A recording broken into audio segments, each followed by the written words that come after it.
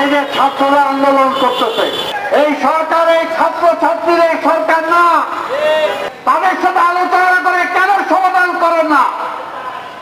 কারণ এটা আপনি বাজায় রাখতে চান যে মানুষের দৃষ্টিটা অন্যদিকে যায়। লুটপাট, চোর, দুর্নীতিগ্রস্ত যেভাবে বেরো আসতেছে, আপনার ফলের বিড়াল না বের হয়ে যায়। এর জন্য আন্দোলনটা অন্যদিকে ডাইভার্ট করার জন্য আজকে ছাত্রছাত্রীদের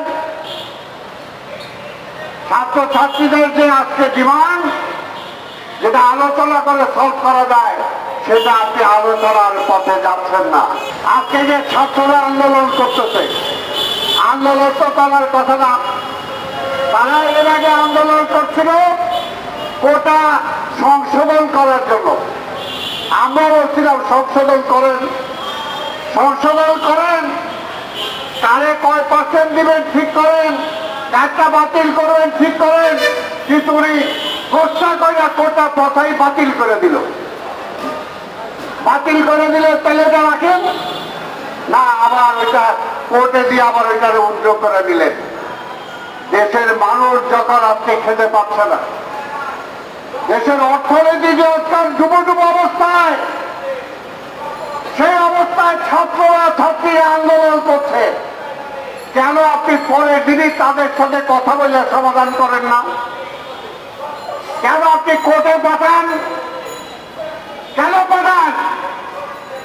তাদের সাথে আলোচনা করে কেন সমাধান করেন না? কারণ এটা আপনি বাজায় রাখতে চান যে মানুষের দৃষ্টিটা অন্যদিকে যায়। লুটপাট, চোর, দুর্নীতিগ্রস্ত যেভাবে বেরো আসতেছে, আপনার ফলের বিড়াল না বের হয়ে যায়। এর জন্য আন্দোলনটা অন্যদিকে ডাইভার্ট করার জন্য আজকে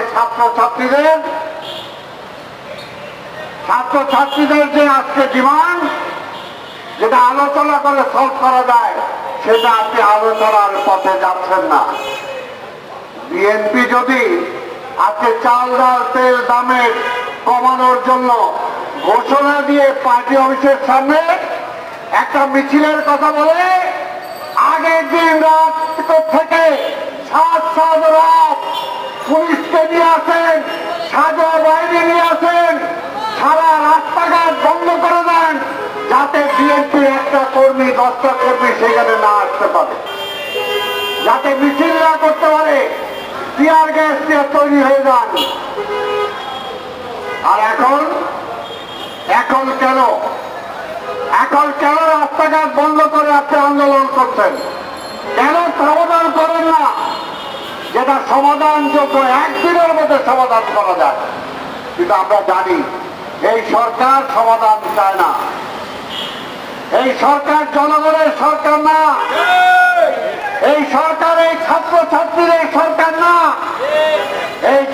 এই সরকার এই রিক্সাওয়ালা মুটে মজুরের সরকার না। তাই তার কিছু আসে যায় না।